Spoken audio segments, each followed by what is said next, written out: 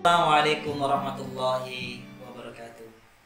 Hadirin pemirsa channel GPAI SMK Negeri 5 Surabaya, siswa-siswi santri Pondok Ramadan SMK Negeri 5 Surabaya rahimakumullahu jami'an.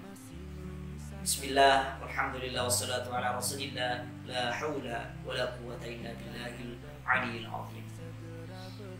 Qala Allah Ta'ala fil Qur'anil Karim, syahrul Ramadan alladzi unzila fihi al-Qur'an hudan lin-nasi wa bayyinatin minal huda wal furqan. Pemirsa santri Pondok Ramadan SMK Negeri 5 Surabaya rahimakumullah. Apa kabar anak-anak? Lama tak berjumpa. Mudah-mudahan di bulan Ramadan ini kita senantiasa diberikan oleh Allah nikmat sehat, nikmat kesempatan, kesehatan, dan nikmat-nikmat lain untuk kita menggali potensi kita di bulan Ramadan yang penuh dengan keberkahan. Anak-anak, hadirin dan pemirsa, pada hari ini kita akan bersama-sama ngaji tentang tema menghias rumah dengan Al-Quran. Ada yang bertanya kemudian, Ustaz, emangnya Al-Quran itu merek cat tembok? Emangnya Al-Quran itu jenis batu marmer? Emang Al-Quran itu lampu hias yang menggantung megah? Emang Al-Quran itu guci-guci cantik? Nah, kalau yang bertanya seperti ini masih belum paham, kita maklumi. Mendinganlah, karena yang bertanya tidak tahu, tidak tahu. Saya yakin kalaupun dia ditanya dari mana kita buka awal Al-Quran itu mungkin masih bingung. Yang parah ini, ada orang sudah tahu itu Al-Quran, kenal dengan Al-Quran, iman dengan Al-Quran, tanpa dia sadar, sengaja atau tidak, Qurannya hanya menjadi artis rak buku, kaku dan berdebu, menjadi tontonan bukan tuntunan, menjadi hiasan bukan bacaan. Pemirsa santri Pondok Ramadan SMK Negeri 5 Surabaya yang berbahagia, ketika kita membahas perhiasan, setidaknya dapat saya ambil 3 poin penting. Yang pertama, perhiasan ketika sudah ada, bagaimana nikmat dapat memandang. Maka mata adalah karunia. Yang kedua, bagaimana nikmat dapat menjaga dan mempelajari. Peran hati dan pikiran berada di sini. Dan yang ketiga, nikmat dapat merasakan dan berbagi manfaat. Jasad kita berada pada poin ketiga ini. Mari kita bahas bersama-sama. Yang pertama adalah pandangan mata bagi perhiasan harus bernilai ibadah. Ada amalia yang sederhana tapi berbuat ibadah. Dan ini bisa kita terapkan di rumah dan mulai dari sekarang. Kata Rasulullah SAW, an-nadhru fi thalathati asya'a ibadah.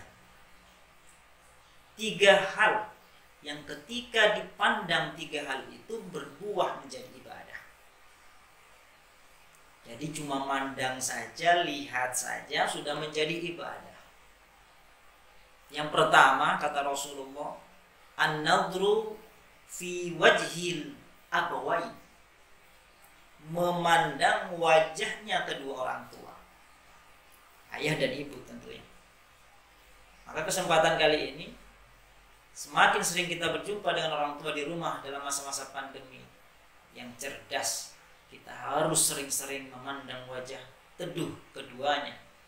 Terlebih ketika wajah beliau tersenyum sumringah karena kebahagiaan melihat akhlakul karimah putra-putrinya. Yang kedua kata Rasulullah, an-nadhru fil mushaf. Memandang mushaf Al-Quran. Oke, kita sepakat saja, tidak ada perdebatan panjang. Mushaf yang saya maksud, kita maksud di sini adalah mushaf yang biasa kita pegang untuk membaca. Maka mari kita cek bersama-sama, kapan terakhir kita meletakkan dan mengambil Al-Quran itu. Kapan terakhir kita membaca Al-Quran itu? Dan yang ketiga kata Rasulullah, an-nadhru fil bahri, memandang lautan sebagai nikmat peningkatan keimanan kita kepada Allah Subhanahu wa ta'ala. Dengan memandang lautan, kita menjadi kecil di hadapan Allah, karena Allah dengan maha segalanya. Termasuk contoh kecil adalah lautan bagi Allah. Keagungan Allah terdapat di lautan sana. Di beberapa hadis ternyata tidak hanya 3, ada yang menambah sampai 4, bahkan sampai 5. Tambahan itu diantaranya adalah pandangan yang mengatakan Ka'bah dengan cukup memandang juga berbuah ibadah. Dan yang selanjutnya menurut pandangan ulama, memandang wajah ulama juga bagian dari ibadah. Maka tidak heran umat Islam yang ada di Indonesia sangat rindu kepada Ka'bah, dipajanglah foto Ka'bah di rumahnya. Sangat rindu bertemu para ulama, dipajanglah foto ulama di rumahnya. Maka ketika kita rindu pada Al-Quran, letakkan Al-Quran, pandanglah Al-Quran. Itu baru memandang, belum membacanya. Anak-anak yang berbahagia, yang kedua adalah bagaimana nikmat menjaga dan mempelajarinya. Al-Quran wajib kita pelajari. Maka Al-Quran yang senantiasa dibaca di dalam rumah ini menjadi cahaya bagi rumah itu sendiri. Hal ini disampaikan oleh Syekh Zainuddin bin Ali bin Ahmad. Kata beliau, al-baitul ladzi yuqra'u fihi al-Qur'an yatara'a li ahli sama. Rumah yang dibacakan Al-Qur'an dapat dilihat oleh para malaikat. Jadi cahayanya dari langit kelihatan oleh para malaikat. Seperti apa? Kama tatara'an nujumu li ahlil ard. Seperti penduduk bumi, ya kita ini melihat bintang gemintang di langitan sana. Begitu bercahaya kemilau rumah yang di dalamnya dibacakan Al-Quran.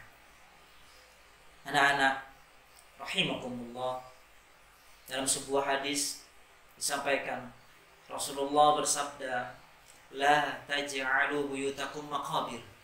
Jangan kamu jadikan rumah-rumahmu sebagai kuburan. Inna syaitana yanfiru minal buyutil ladzi tuqra'u fihi suratul Baqarah. Sesungguhnya setan akan lari terbirit-birit dari rumah yang dibacakan Al-Quran di dalamnya, termasuk surat Al-Baqarah. Dan jangan sampai kalian seperti orang yang sudah meninggal, dalam artian meninggalkan semua ibadah-ibadah itu. Anak-anak santri Pondok Ramadan SMK 5 Surabaya rahimakumullah, ditegaskan oleh Rasulullah, nawwiru buyutakum bis salati wa qiraatil Quran. Terangilah rumah-rumah kalian dengan salat dan membaca Al-Quran, bukan dengan lampu atau cahaya-cahaya yang mahal untuk menerangi rumah-rumah kita, tapi terangilah dengan bacaan Al-Quran dan salat. Dengan demikian, rumah tentu sangat penting dibuat untuk melakukan ibadah-ibadah seperti sholat, membaca Al-Quran. Jangan lakukan semua ibadah di masjid. Sebagian di masjid sesuai porsinya, dan sebagian di rumah sesuai porsinya. Jangan sampai kita rajin datang ke masjid untuk melakukan ibadah, lalu mengabaikan keteduhan spiritual rumah kita. Jangan gara-gara suasana gersang itu di rumah kita kadang berisi keburukan akhlak antara orang yang ada di rumah, serta ketidaktenangan sebab kotornya hati. Apa bisa sebab tidak baca Quran hati kita kotor? Sangat bisa. Ini yang disampaikan oleh Rasulullah. Kata Rasulullah, hati kita ini bisa korosi, berkarat seperti besi yang bertemu dengan air.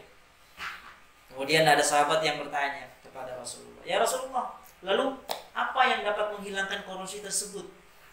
Kata Rasulullah, kathratul dzikril maut wa tilawatil Quran. Banyak-banyaklah mengingat kematian dan membaca Al-Quran. Anak-anak, ada orang sering meremehkan, kenapa kamu tidak mau baca Al-Quran? Saya tidak tahu maknanya, saya tidak mengerti bahasa Arab. Padahal tidak untuk mengerti cukup dengan membaca, maka kewajiban kita terlaksana. Syukur-syukur ke depan kita punya niatan untuk mendalaminya. Ada sebuah kisah seorang kiai yang memerintahkan santrinya untuk mengambil air di sungai.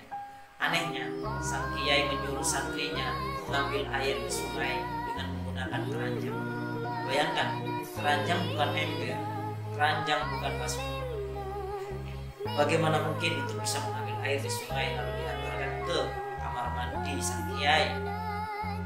Karena perintah kiai ini, santri pun ikut melaksanakannya. Satu kali diangkat air dari sungai sampai di kediaman kiai, air setetes pun tidak nyampe di bak mandi kiai. Kata si santri di cuian pertama ini, ya kiai, ini percuma. Untuk apa saya ambil air kalau menggunakan keranjang? Toh juga air tidak ada yang nyangkut satupun. Kata kiai, coba ulangi, kamu kurang kerja keras. Coba sambil berlari dengan cepat dan membawa air itu dengan kuat. Santri pun nurut. Akhirnya dia berlari dengan kencang. 1 kali, 2 kali, diulang 3 kali sampai berkali-kali. Hal yang sama didapatkan. Sampai titik kejenuhan itu pula santri mengadu.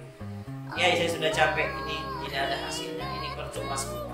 Kata kiai, saya tadi sengaja tes kamu. Tahukah kamu bahwa tadi keranjang itu awalnya dalam keadaan kotor sekali. Memang tidak nyangkut airnya, tapi kamu tidak sia-sia. Kamu telah membersihkan keranjang itu. Sedikit kotoran pun tidak menempel. Begitulah orang membaca Al-Quran. Bisa atau tidak bisa, paham atau tidak paham, usaha dan usaha, maka yang akan dampak terasa kadang tidak terlihat. Hati yang kotor akan bersih. Anak-anak, poin yang ketiga adalah nikmat dapat merasakan dan berbagi manfaat. Mari kita mulai dari rumah kita sekarang. Saat ini kita rasakan bersama-sama pentingnya menghidupkan Al-Quran di rumah kita. Jika kita orang tua, kita niatkan Allah jadikan manfaat kesibukan kita dengan Al-Quran hingga keturunan kita dapat mencontohnya dan menjadi sebuah jariah. Jika kita sebagai seorang anak yakini diri kita bahwa setiap huruf yang kita baca dari Al-Quran kita hadiahkan untuk orang tua kita tercinta, terlebih jika beliau sudah tiada. Subhanallah. Dan ini dapat terjadi mulai dari rumah. Di saat-saat masa pandemi seperti sekarang ini, di saat anak mendapatkan akses memandang wajah orang tua lebih lama dari sebelumnya, dan akses kesempatan untuk orang tua lebih lama mendidik dan memandang anaknya sebagai qurrata ayun dan ahlul Quran yang berbuah akhirat kelak. Sekian yang bisa saya sampaikan, mudah-mudahan bermanfaat. Semoga kita mendapatkan barokah bulan Ramadan. Wallahu a'lam bishawab. Assalamualaikum warahmatullahi wabarakatuh.